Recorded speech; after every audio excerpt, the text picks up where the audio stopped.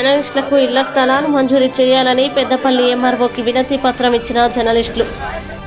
వివిధ పత్రికలు, electronic media రంగాల్లో జర్నలిస్టులుగా పనిచేస్తూ ప్రభుత్వ సంక్షేమ పథకాల్ని, అభివృద్ధి పనుల్ని ప్రజల్లోకి తీసుకువెళ్తున్నా, అలాగే ప్రజలు ఎదుర్కొంటున్న సమస్యల్ని ప్రభుత్వం దృష్టికి తీసుకువెళ్తున్నా, తెలంగాణ రాష్ట్ర సాధనలో ప్రజల్ని చైతన్యవంతుల్ని చేసేందుకు తమ వంతు పాత్రను పోషించిన, తెలంగాణ వచ్చిన తర్వాత జర్నలిస్టుల సమస్యల్ని పరిష్కరిస్తామని 2014లో జరిగిన అసెంబ్లీ ఎన్నికల సందర్భంగా ప్రతి జర్నలిస్టుకు డబుల్ బెడ్రూమ్ ఇల్లు మంజూరు చేస్తామని సీఎం కేసీఆర్ హామీ ఇచ్చిన విషయం తెలిసిందే.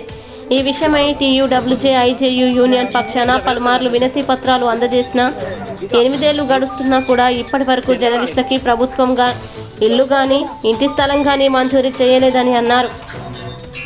కావున దయచేసి ఇప్పటికైనా ప్రభుత్వం స్పందించి జర్నలిస్టులకు ఇంటి స్థలాలు, డబుల్ బెడ్రూమ్ ఇల్లు మంజూరు చేయాలని, అలాగే పెద్దపల్లి ప్రెస్ క్లబ్ కోసం 3 నుంచి 5 గుంటల స్థలం మంజూరు చేయాలన్నారు. సమస్యలను ప్రభుత్వం దృష్టికి తీసుకుపోతూ ప్రజలకు, ప్రభుత్వానికి మధ్య వారధిగా పనిచేస్తున్నటువంటి జర్నలిస్టులకు గత కొన్నేళ్లుగా వెట్టి చాకిరీ చేస్తున్నారు ఈ యొక్క వృత్తిలో. కానీ ఇప్పటివరకు ప్రభుత్వం ఇచ్చిన హామీ మేరకు ఇండ్లు కానీ, డబుల్ బెడ్రూమ్ ఇండ్లు కానీ, తర్వాత ఇంటి స్థలాలు కానీ మంజూరు చేసిన దాఖలాలు లేవు. తెలంగాణ రాష్ట్ర సాధనలో భాగంగా పాత్రికేయులే ఎంతగానో కృషి చేసిన సంగతి మీ అందరికీ తెలిసిందే. 2014లో జరిగినటువంటి ఎన్నికల సందర్భంగా రాష్ట్ర ముఖ్యమంత్రి శ్రీ కల్వకుంట్ల చంద్రశేఖరరావు గారు ప్రతి జర్నలిస్టుకు ఇంటి స్థలంతో పాటు డబుల్ బెడ్రూమ్ ఇల్లు మంజూరు చేస్తానని హామీ కూడా ఇచ్చారు. ఎన్నికల మేనిఫెస్టోలో కూడా పేర్కొన్నారు.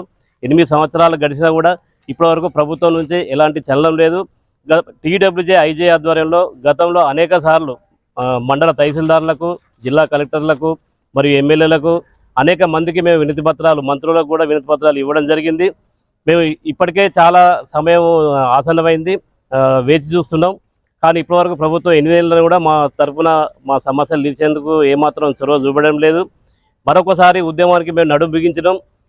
ఇటీవల జరిగినటువంటి మా జిల్లా సమావేశంలో మొదట మేము సామరస్యంగా మండల తహసీల్దార్లకు, జిల్లా కలెక్టర్లకు వినతి పత్రాలు, ఎమ్మెల్యేలకు వినతి పత్రాలు ఇచ్చిన తర్వాత 1 నెల రోజుల గడువు అనంతరం మా యొక్క సమస్య పరిష్కారం కానట్లయితే మేము ఉద్యమానికి